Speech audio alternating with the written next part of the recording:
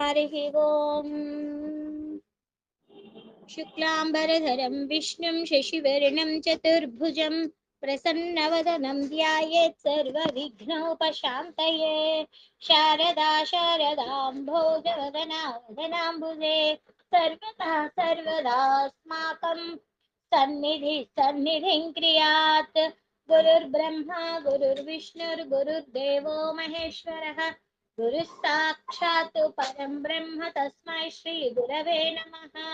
श्रीमन्महागणाधिपतये नमः। श्रीमहासरस्वत्यै नमः। श्रीगुरुभ्यो नमः।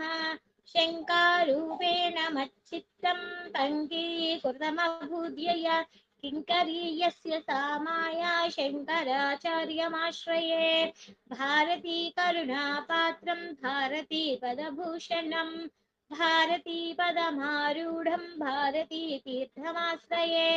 विद्या विनय संपन्नं वीतरागं विवेकिनं वन्दे वेदांत तत्त्वज्ञं विधुशेखर भारतीं। श्री ललिताम्बिकायै नमः। श्री शंकराचार्य विरचित शिवानंद लहरी।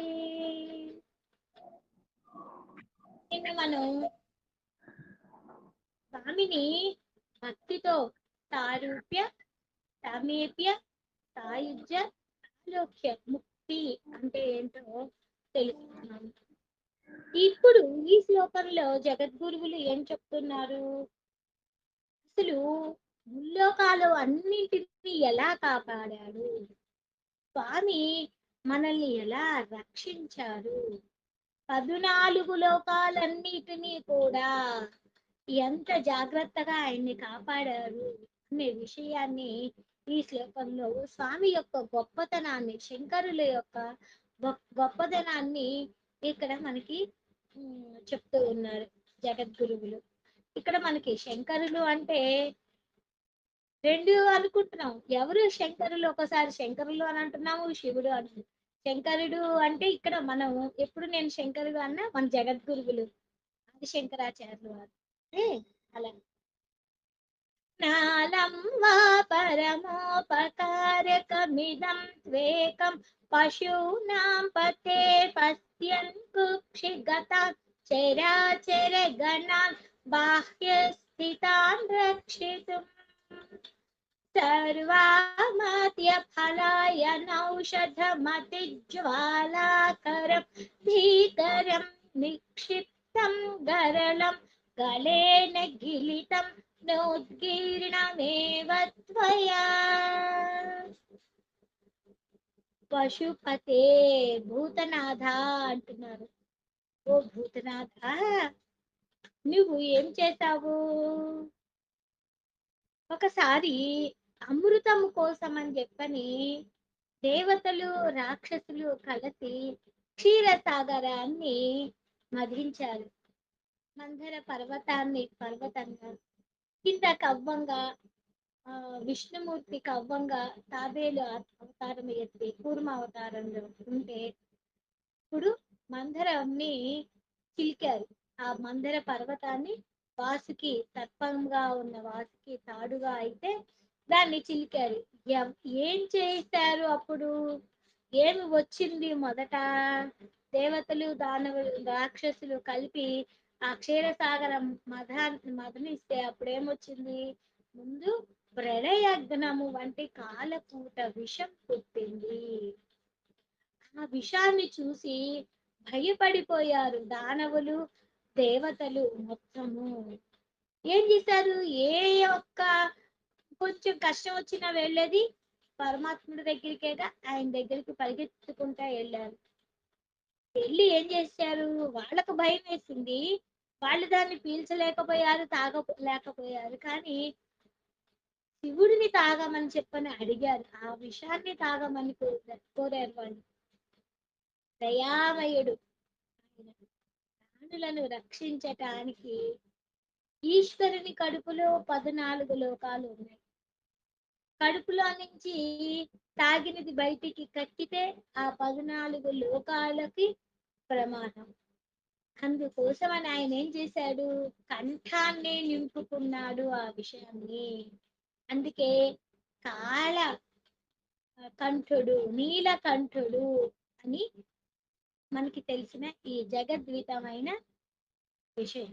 అదే విషయాన్ని శంకరాచార్యులు వారు, ఇంతకంటే మహోపకారాన్ని చేసేవారు ఎవరు ఉన్నారు, ఎంత గొప్ప అపకారం నుంచి మనల్ని రక్షించారు. ఉదరము లోపల సమస్త నిలయము. అందుకోసమని ఉదరంలోనికి లోప లోపలికి పోకుండా, బయటికి రాకుండా మొత్తము ఒక నేరేడు పండు వలె ఆ గరళాన్ని మొత్తము దాంట్లో ఉంచుకున్నాను. అంత గొప్ప మహానుభావుడివయ్యా, లోకాలకు పరోపకారము చేసే వాత్సల్య మూర్తివయ్యా. ఇని 10 సార్లు చెప్పుకోవక్కర్లా, నీకంటే గొప్పవాడు ఇంకెవరూ లేరని అంటానికి ఈ ఒక్క ఉదాహరణ చాలు కదయ్యా అంటూ ఎంతో అందంగా స్వామి యొక్క పరాక్రమాన్ని మనకి ఈ శ్లోకంలో అందించారు. నాలం వా పరమోపకారకమిద ఏకం పశూనాం పతే పశ్యన్ కుక్షిగత చరాచర గణా బాహ్యస్థితాన్ రక్షితుం సర్వామర్త్యపలాయనౌషధమతిజ్వాలాకరం భీకరం నిక్షిప్తం గరళం గలేన గిలితం నోద్గీర్ణమేవ త్వయా.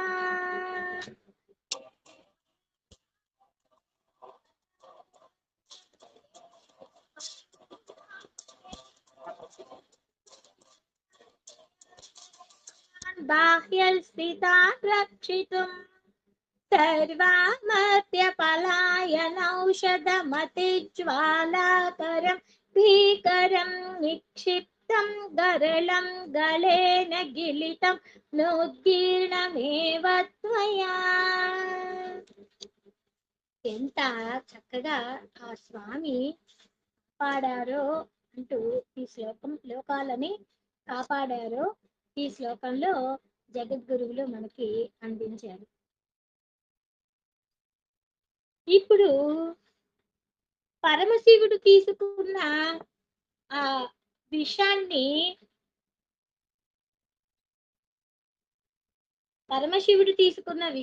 గురించి శంకరాచార్యుల వారు 3 విధాలుగా ప్రశ్నిస్తూ ఉన్నారు ఈ శ్లోకంలో. 32వ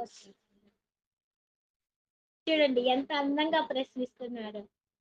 జ్వాలోగ్రస్త కళా మరాఠి భయదః శ్వేలః కథం వా త్వయా దృష్టః కిం చ కరే ధృతః కరతలే కిం బక్వజంబూఫలం జిహ్వాయాం నిహితశ్చ సిద్ధగుటికా వా కంఠదేశే వృతః కిం తే నీలమణిర్ విభూషణమయం శంభో మహాత్మన్ వద. అక్కడ విషం కక్కుతూ ఉంది, తీవ్రమైన విష జ్వాలలు కమ్ముతూ ఉన్నాయి. సకల దేవతలకు భయమును పుట్టించేంత కాలకూట విషాన్ని నీవు కన్నులతో ఎలా చూసావు స్వామి, దాన్ని అరచేతిలో ఎలా ఉంచుకున్నావయ్యా? అదేమైనా పండిన నేరేడు పండ గుటుక్కున మింగేసేసి అలా గొంతులోనే దాచుకోవటానికి అదేమన్నా గుటికలా మాత్రలా? ఆ మాత్రలు అనుకున్నావా అయ్యా? పోనీ అదేమన్నా నీలకంఠంగా మిగిలిపోవటానికి నీకు అదేమన్నా ఆభరణమా అయ్యా, ఇంద్రనీలమణ అంటూ శంకరాచార్యుల వారిని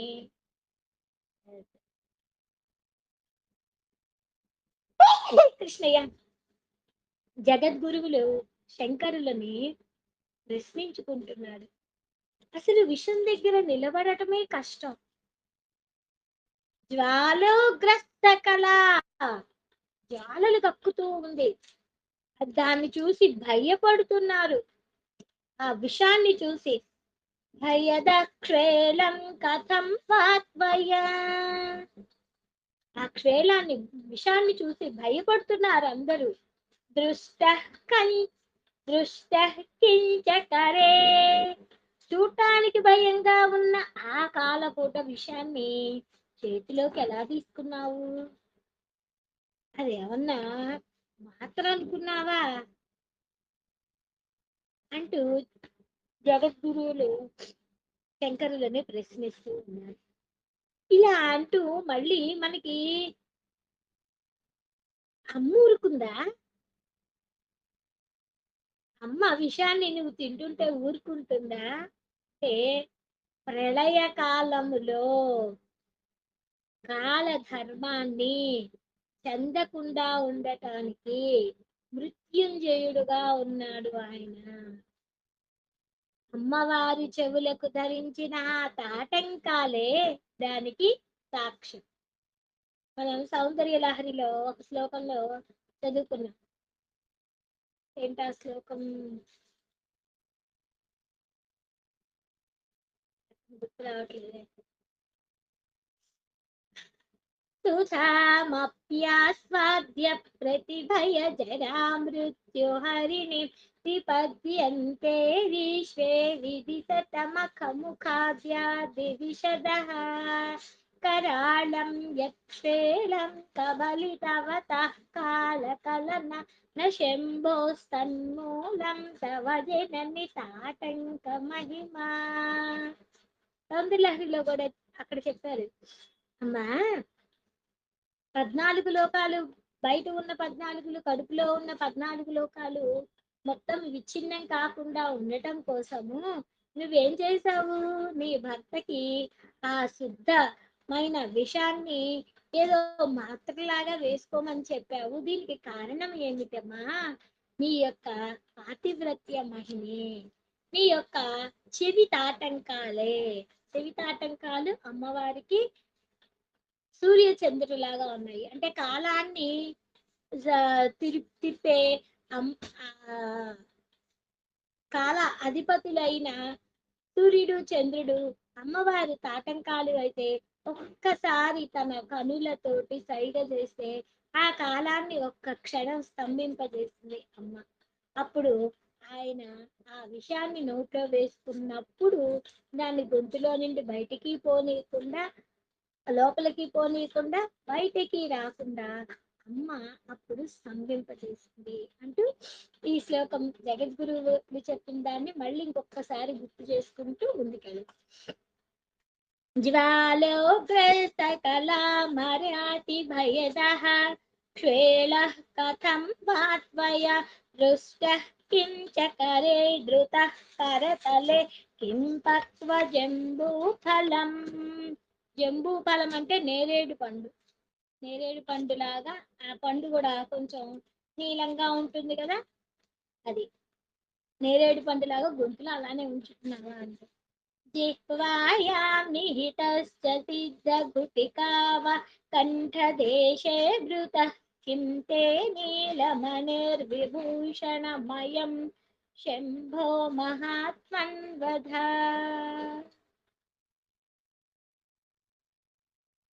ఇక 33వ శ్లోకంలోనికి వెళదాం. ఏ సాధన ఎలా చేస్తే ఆ స్వామి చెంతకి మనం చక్కగా వెళతాము అనేది, ఏమి సేవించటం వలన స్వామి చెంతకు మనం వెళతాము అనేది ఈ శ్లోకంలో మనకి చెప్తున్నారు. నాలం వాసకృదేవ దేవ భవతస్తేవ నతిర్వానుతే పూజా స్మరణం కథ శ్రవణమప్యాలోకనం మాదృశాం స్వామిన్న స్థిరదేవతానుసరణ యాసేన కిం లభ్యతే కావాముక్తిరితః కుతో భవతి చేత్ కిం ప్రార్థనీయం తథా. స్వామి, నాలంబాయ్ సకృదేవ దేవ భవతే. దేవాది దేవా, నిన్ను ఒక్కసారి సేవించిన, నమస్కరించిన, పూజించిన, స్మరించిన, దర్శించిన, నీ కథ విన్నా చాలయ్యా. దీనికంటే ముక్తి అనేది ఇంకొకటి లేదు. మా వంటి వారికి ఏ పని చేసినా దీనిలో నుంచి బంధ విముక్తులం కాగలమయ్యా. ఇతర దేవతల కోసము కష్టపడాల్సిన పని లేదు. నిన్ను స్వామి అని పిలుస్తున్నాము. స్వామి అంటే నీవు సర్వభూతాలకు అధ్యక్షుడవు, స్వయం ప్రకాశ రూపుడివి. అందుకని నిన్ను ఒక్కసారి సేవిస్తే చాలు, మాకు ముక్తి లభిస్తుంది. ఆ సేవ ఎలా? నమస్కారం కావచ్చు, షోడశ ఉపచార పూజ కావచ్చు, నిన్ను స్మరించడం అనేది మానసిక అర్చన కావచ్చు, లేకపోతే స్తోత్రం కావచ్చు, వాచిక సేవ, ఇలా ఏదైనా సరే త్రికరణాలతో చేసే సేవే. నీ కథలను ఆలకించటం, అది కూడా నీ సేవే. దేవాలయాల్లో కృపావర్షాన్ని కురిపించే మూర్తివి. ఇక్కడ నిన్ను కనులారా తిలకించవచ్చు, అది కూడా సేవే. ఏది చేసినా మాకు మోక్షాన్ని నీవు అనుగ్రహిస్తావు. భక్తులు కోరుకునేది ఏముంటుంది మోక్షం తప్పితే? ఈ విషయం తెలియకనే చాలా మంది శాశ్వతమైన ఇతర దేవీ దేవతలను సేవిస్తూ అనాయాసంగా ఏదో తమ సమయాన్ని వృధా చేసుకుంటారు. ముక్తి కంటే గొప్ప మార్గం ఏముంది? ఏమీ లేదు. ఈశ్వర, నిన్ను ఒక్క మారేడు దళముతోటి పూజిస్తే మోక్షాన్ని ఇస్తావు. ఇతర దేవతలకు ఏయో సమర్పించాలి, నీకు ఒక్క మారేడు దళం పెట్టినా చాలు. అలానే కొంచెం నీళ్లు చల్లి దాని మీద ఏదో ఒక పత్రి వేసినా చాలు, కామధేనువు కల్పవృక్షం అవుతాయి. అంత భక్తి సులభుడు స్వామి. మనకు ఉండే సాలోక్య సామీప్య సారూప్య ముక్తులు లభిస్తాయి. సాక్షాత్తు ఆ శివుడిని సేవించటం అనేది ఆంతర్యంగా మనలో మనకి జరుగుతూ ఉండాలి. శంకరులు భక్తి భేదం అనేది లేకుండా అందరూ భక్తితోటి స్వామిని సేవించాలి అనే తపన. విగ్రహాలలోనే కాదు, మన మానసికంగానైనా సరే స్వామిని మనం సేవించుకోవాలి అంటూ ఆయన యొక్క తపన. నాలంబా సకృదేవ దేవ భవత సేవానతిర్భానుతే పూజావస్మరణం తథా శ్రవణమప్యాలోకనం మాతృసాం. స్వామిన్న స్థిరదేవతానుసరణాయాసేన కిం లభ్యతే కా వా ముక్తిరితః కుతో భవతి చేత్యం ప్రార్థనీయం తథా. किं ब्रूमस्तव साहसं पशुपते कस्यास्ति शम्भो भवद्धैर्यं चेदृशमात्मनस्थितिरियं चान्यैः कथं लभ्यते. भ्रश्यद्देवगणं त्रसन्मुनिगणं नश्यत् प्रपञ्चं लयं पश्यन् निर्भय एक एव विहरत्यानन्द सान्द्रो भवान्. किं ब्रूमस्तव साहसं पशुपते कस्यास्ति शम्भो भवद्धैर्यं चेदृशमात्मनः स्थितिरियं చాన్యైః కథం లభ్యతే. భ్రస్యద్దేవ గణం ప్రసన్మునిగణం నశ్యత్ ప్రపంచం లయం పశ్యన్ నిర్భయ ఏక ఏవ విహరల్ ధ్యానంద సాంద్రో భవాన్. స్వామి శంకర, నీ సాహసాన్ని నేను ఏమని వర్ణించను? నీ సాహసము ఎవరు చెయ్యలేరు. ఇటువంటి ధైర్యము నీకు తప్ప ఎవ్వరికీ లేదయ్యా. ఈ స్థితిని ఇతరులు ఎవరు పొందలేరయ్యా. ఎందుకంటే ఎందుకంత గట్టిగా అంటున్నారు అంటే, జగత్తు అంతా ప్రళయంలో మునిగిపోయింది. దేవతలు అందరూ కూడా నశించిపోతూ ఉన్నారు. ఆ కంటికి కనపడే ప్రపంచం మొత్తం లయమైపోతుంది. ప్రళయ కాలములో సమస్తం నశించిపోతూ ఉంటే దేవతలు ఋషులు అందరూ భయంతో గడగడలాడుతూ ఉంటారు. ఈశ్వరుడు మాత్రమే ఈ ప్రళయ కాలాన్ని చూస్తూ నిర్వికారుడై అలా వేడుకగా చూస్తూ ఉన్నాడు. అందుకని కింబ్రూమస్తావసం, నీకున్నంత సాహసము ఇంకెవరికీ లేదయ్యా. స్థితప్రజ్ఞుడు అంటారు. కష్టం వచ్చినా కూడా దేనికి చెలించకుండా ఉండే స్థితిని స్థితప్రజ్ఞత్వం అంటారు. అలాంటి స్థితప్రజ్ఞుడు అయ్యా. సర్వం నీలోనే ఉందయ్యా.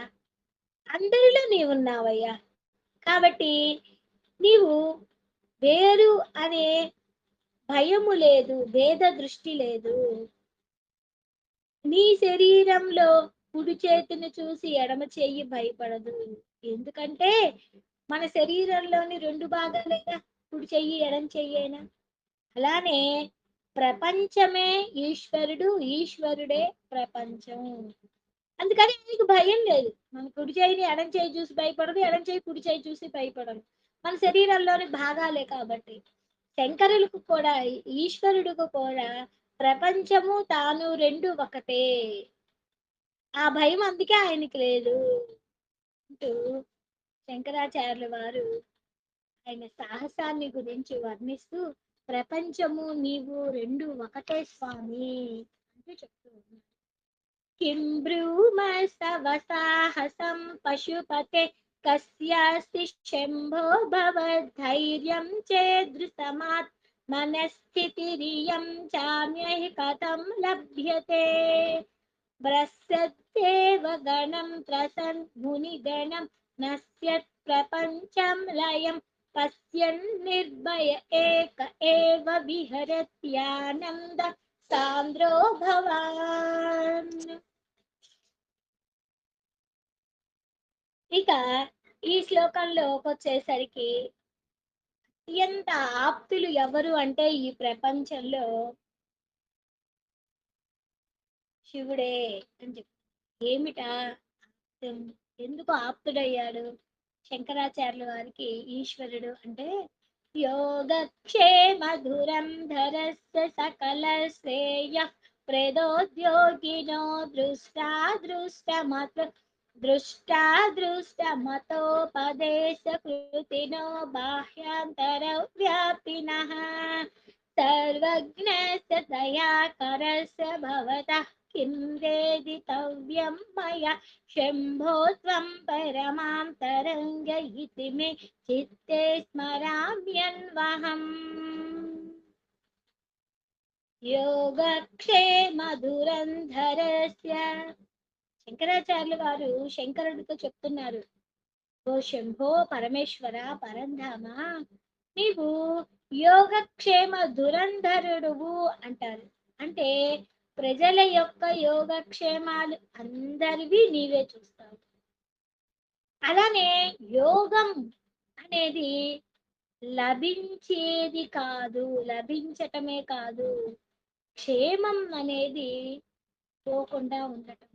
అంటే యోగక్షేమాలు అన్నింటినీ, యోగము క్షేమము, ఈ భారాలు అన్నింటినీ మీరే సర్వకాలాలలో భరిస్తావు. అందరి శ్రేయస్సులను నువ్వే చూస్తావు. అంటే శ్రేయస్సు అంటే ఇక్కడ భౌతికమైన మేలునే కాదు.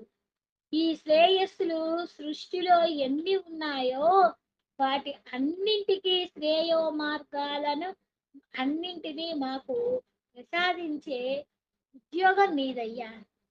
యోగక్షేమాలను శ్రేయస్సులను మమ్మల్ని మా అందరివి చూసే ఉద్యోగం నీదయ్యా. ఈశ్వర, నీవు దృష్ట దృష్ట మతోపదేశ కృతివి. దృష్ట దృష్ట మతోపదేశ కృతివి అంటే కనపడే ఇహలోక సంబంధమైన పరలోకమైన సంబంధము ఉన్నది. ఉపాయాలని ఉపదేశించటంలో నేర్పు కలవాడివి. బ్రహ్మాండ బ్రహ్మ బాహ్య అంతర వ్యాపినివి. నీవు బాహ్య ప్రపంచంలోనే ఉన్నావు, ఇతర ప్రపంచంలోను అంటే ఇంట బయట, లోపల నువ్వే ఉన్నావు, బయట నువ్వే ఉన్నావు. నీవు సర్వజ్ఞుడు అయ్యా, అన్నీ తెలిసిన వాడివి. జ్ఞానాలు అన్నీ కూడా నేను వెలువడుతున్నాయి. నీవు కృపామూర్తివి. ఇంతకన్నా నీ గురించి ఏం తెలుసుకుంటాము? పరమ ఆప్తుడు అయ్యా నువ్వు. నీవు నా హృదయంలో ఉన్నప్పుడు నిన్ను స్మరించకుండా ఎలా ఉంటాను?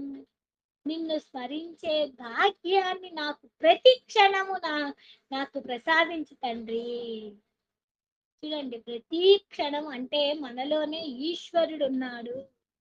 మనం చేసే ప్రతి పనిలో ఆయన చూస్తూ ఉన్నాడు అనే ఎరుకతో మనము ఉండాలి. ఇంటా బయట అంటే మన లోపల ఉన్నాడు, బయట ఉన్నాడు. అంటే సర్వం శివమయం. సర్వం శివమయం అంటే జీవమయం. సర్వం జీవంతో ఉన్నది. ఒక చెట్టు కనిపిస్తుంది అంటే దానిలో జీవం ఉంటేనే కదా మనకి కనిపించేది. మనం జీవించి ఉన్నాము అంటేనే కదా మనం ఆ చెట్టుని చూడగలిగేది, ఈ ప్రపంచాన్ని చూడగలిగేది. అంటే మనలో ఉన్నది శివుడే, బయట ఉన్నది కూడా శివుడే. ఆ శివుడే మన యోగక్షేమాలను చూస్తూ ఉన్నాడు. యోగక్షేమ దురంధరస్య సకల శ్రేయ ప్రదోద్యోగినో దృష్టా దృష్ట మతోపదేశ కృతినో బాహ్యాంతరవ్యాపినః